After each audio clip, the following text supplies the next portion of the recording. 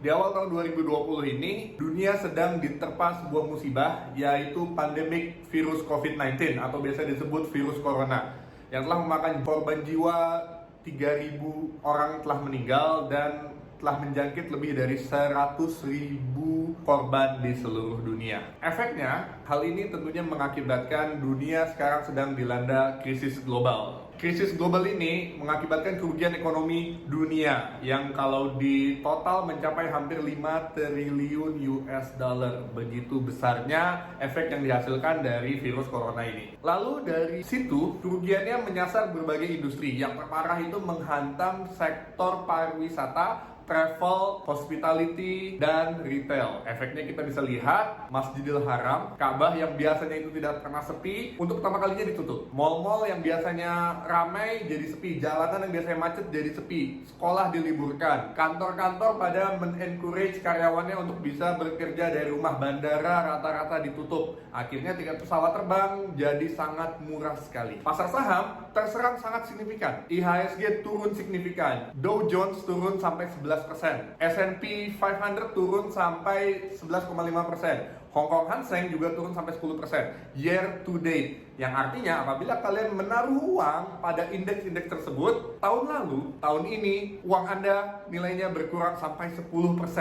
Begitu hebatnya kekacauan yang diakibatkan dari krisis global pandemik corona ini. Pasar mata uang asing pun, forex, foreign exchange juga terimbas sangat signifikan. Pergerakan harganya kacau, terlalu liar, naik terlalu liar, turun terlalu liar, jadi hampir sangat-sangat beresiko untuk dimasuki para investor. Sekarang bagaimana dengan deposito? Dikarenakan pasar global yang sedang nggak karuan ini, banyak investor beralih ke deposito karena deposito itu uangnya aman, dijamin pemerintah, dan dapat dicairkan sewaktu-waktu. Namun, dikarenakan imbas virus corona ini, Bank Indonesia baru saja menurunkan suku bunga acuan dari 6% jadi sekitar 4,75%. Akhirnya rate deposito bank-bank yang ada di Indonesia juga mengikuti turun. Jadi artinya kalian mendapatkan uang profit bunga depositonya juga jauh lebih rendah. Di tahun 2019, Bank Mandiri memiliki rate bunga deposito sebesar 6,51% per tahun. Lalu di tahun 2020, Bank Mandiri menuruni bunga depositonya menjadi 4,75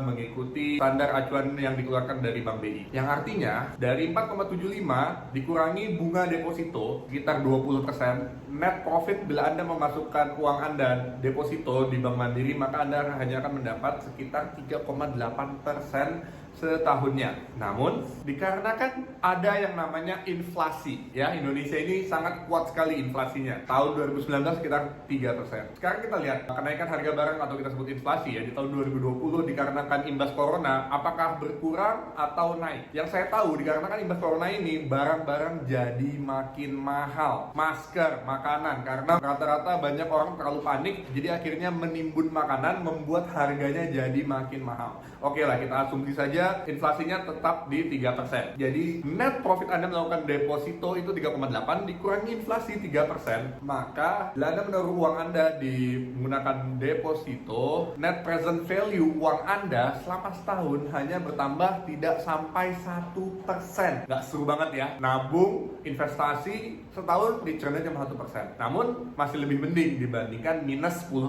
apabila kita menaruhnya di indeks saham. Ada yang bilang investasi terbaik pada saat krisis adalah membeli saham. Saya di sini kurang setuju, kecuali apabila Anda berinvestasi membeli saham untuk ditahan pada jangka waktu yang lama, yang panjang, tahunan, mungkin 5-10 tahun.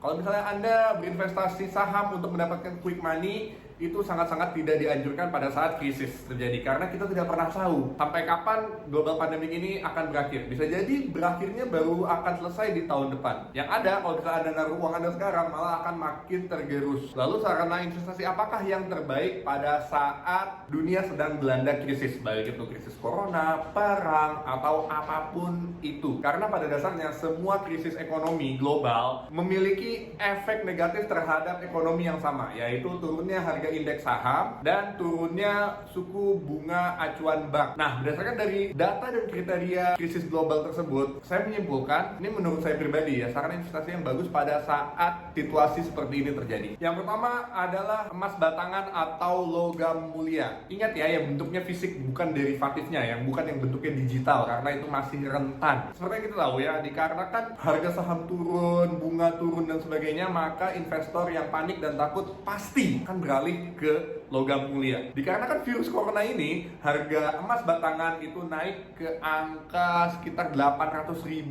per gramnya. Namun, kelemahannya kita berinvestasi emas adalah emas batangan itu atau logam mulia itu rawan kehilangan dan tidak memiliki cash flow bulanan ya. Jadi kita hanya mendapatkan yang namanya capital gain. Jadi pada saat harganya naik, baru kita jual, kita mendapatkan profit. Lalu yang kedua, dikarenakan suku bunga acuan dari BI sedang turun, artinya apabila kita meminjam uang ke bank, maka bunganya akan juga turun. Biaya bunga yang harus kita bayarkan apabila kita minjam uang ke bank juga rendah. Makanya ini adalah momen yang pas apabila kita mengajukan KPR untuk membeli sebuah rumah. Lalu rumah tersebut kita sewa-sewakan secara harian atau kita rubah jadi kos-kosan. Karena virus corona tidak membuat harga sewa kos-kosan menjadi turun, yang ada malah makin naik. Lalu ingat, investasi properti memiliki capital gain. Karena pada prinsipnya kita pada saat berinvestasi properti, kita memiliki prinsip untuk menahannya secara long term. Jarangnya kita berinvestasi properti lalu bulan depan kita jual. Itu agak jarang. Makanya karena kita menahan long term 3-5 tahun, bahkan sampai 10 tahun ya, itu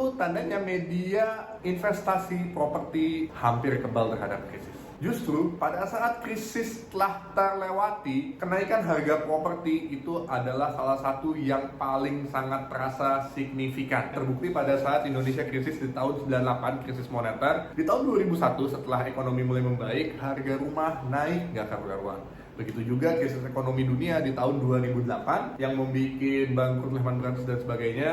Setelah ekonomi recover di tahun 2013, harga properti mencapai peak-peaknya. Itu naiknya sangat-sangat besar sekali. Itulah tadi dua alternatif investasi yang bisa kalian pilih pada saat dunia sedang dilanda krisis. Itu menurut saya. Mungkin kalian tahu ada saran investasi lain yang cocok pada saat krisis. Coba ketik di kolom komen untuk kita bahas bareng yang mungkin saya kelewatan. Ya, segitu aja video saya kali ini. Semoga bermanfaat. Yuk di like, di share supaya makin banyak menjangkau orang lain akan video ini dan pentingnya pendidikan investasi pada saat krisis seperti ini. See you on the next video.